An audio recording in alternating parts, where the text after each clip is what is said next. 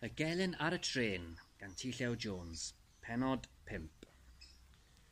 Roedd Guto a Mari wedi colli eu gwynt yn 10 erbyn iddyn nhw gyrraedd rhif 3 Pendre, sef cartre Guto.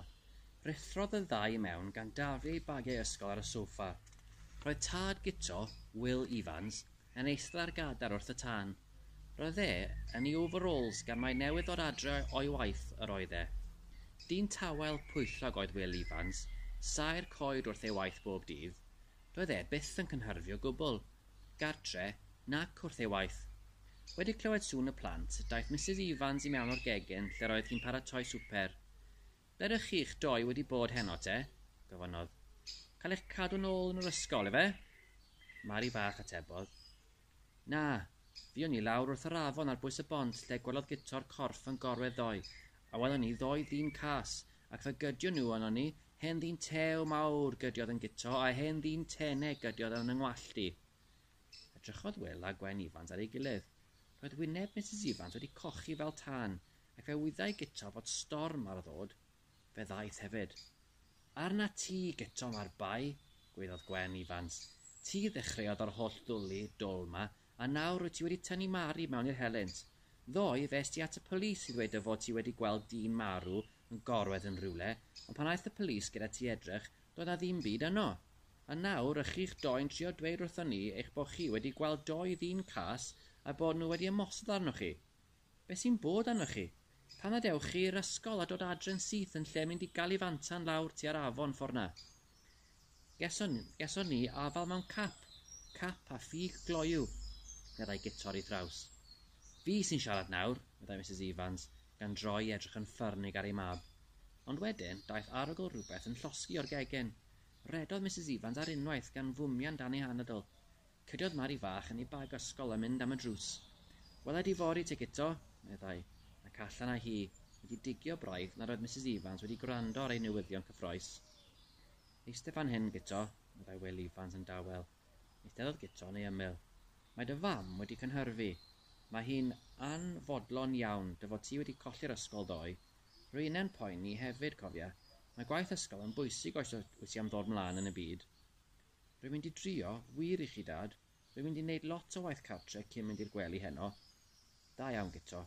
Rwy'n siŵr y gwneud i dore. Ein mwyn ni gyd. Mae gen i ffydd yna ti, cofia. Ydych chi'n credu mod i wedi gweld murder, Dad?"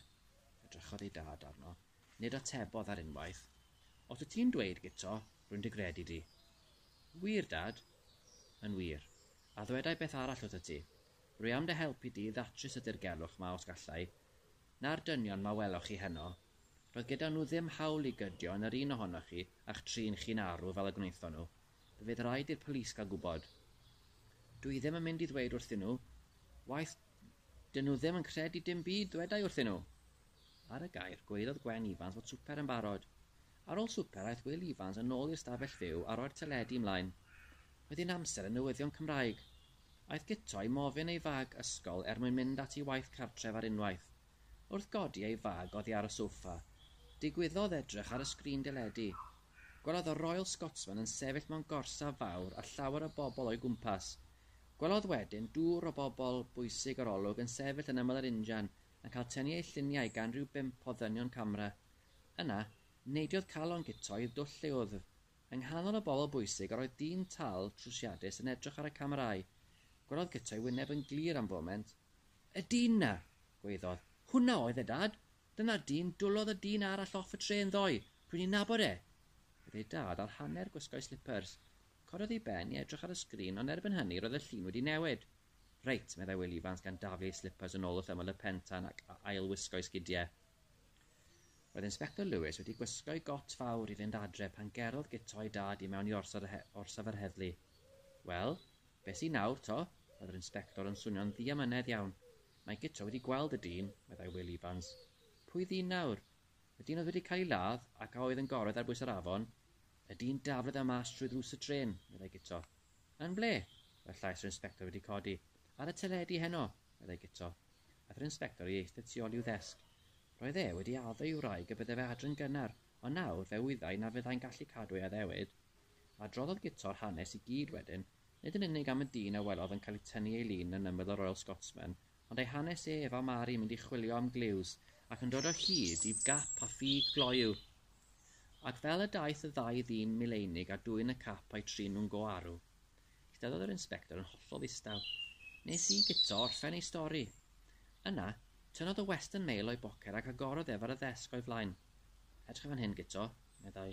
Ydy'r dyn weles i ar y teledu gynnau yn y llun ma. Dyma lun gafodd ei dynnu o'r bobl oedd ar y tren ddoe. Edrychodd guto ar y llun. Nid oedd angen edrych yn hir. Pwyntiodd ei fus at y dyn mawr oedd yn dalach na'r un o'r lleill. Hwna oedd e, meddai'n bendant. Eisteddodd yr inspector yn ôl yn ei gadar a dechreuodd chwerthin yn uchel. Edrychai guto a'i dad arno'n syn. Wyt ti'n gwybod pwy yw hwnna, fachgen? Gofynodd gan bwyso ymlaen tuag at guto. Na, dwi ddim yn gwybod pwy yw e, ond hwnna weles sy'n gwthio dyn trwy ddrws y tren. Naw, gwrando gwyboi, mae hwnna'n ddyn enwog iawn. Mae pawb yn nabod Sir Walter Frost. Fe yw pennaeth a pherchen y siopau mawr Frost Supermarkets. Mae'n byw yng Nghaerdydd ac mae'n ddyn caredig iawn, yn rhoi arian at bob achos da. Mae gydag e ddiddordeb mawr mewn hen injans tren. Dyna pam roedd e ar y Royal Scotsman, ac rwyt ti'n trio dweud fod y dyn mawr pwysig na wedi taflu dyn mas trwy ddrws y tren. Weles i fe'n glir, meddai guto'n styfnig. Ond bachan, mae'r peth yn amhosib. Dyw dynion pwysig caredig fel Sir Walter Frost ddim yn gwneud pethau fel taflu pobl oddi ar drenau. Torodd Will Evans ar draws yr inspector. Dyw guto byth yn dweud celwydd inspector, mae wedi cael ei ddysgu gan ei fam a finnau i ddweud y gwir bob amser. Cododd yr inspector ei freichau uwch ei ben yn ddiamynedd. Oes neb wedi gweld dim ond fe, Mr Evans. Be bydde rhywun arall wedi gweld rhywbeth, ond oes neb. Mae wedi gweld corff, meddai fe, ond pan eithon ni edrych doedd na ddim corff o gwbl. Ych chi'n gweld, allai ddim mynd i Gaerdydd i di Sir Walter a dweud wrtho fe ych chi wedi lladd dyn trwy daflu fe oddi ar y tren, mae bachgen o bentre Maes Gwyn wedi'ch gweld chi trwy binoculars. Beth wedi'r dyn mawr pwysig mae pe bydden ni'n gwneud hynny, dwedwch? Ysgydwodd Will Evans i ben, a byd ystawrwydd am foment. Weles i meddai llais guto o'r un mor styfnig ac o'r blaen. Na ddigon nawr, guto, meddai dad. Mae'r inspector yn dyn prysur iawn, ac mae'r dyn weles di yn dyn pwysig iawn. Roedd yna chydig bach o chwerwder yn llais Will Evans, dyw awgrym y byddai'r inspector yn ddigon parod i fynd ar ôl rhywun tlawd a chyffredin, ond ei fod yn ofni mynd ar ôl rhywun cyfoethog enwog fel Sir Walter Frost. Rydych chi'n gwneud cam a fi, Mr Evans, meddai'r cysman. Pe bai gen i ronyn o dystiolaeth, ar wahân i dystiolaeth guto yma, fe awn i ar ôl y brenin ei hunan pe bawn ni'n credu fod e'n eog. Ond, fel y mai, does gyda ni ddim digon o dystiolaeth.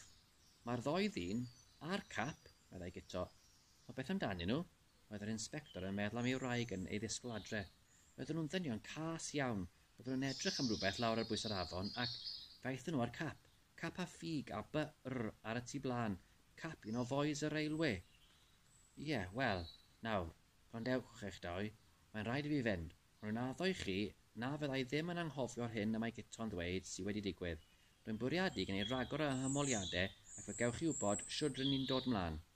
Hebryngodd guto a'i dad allan i'r stryd, a dyna pryd y cofiodd guto am y gwaith cartref a oedd yn disgwyl amdano.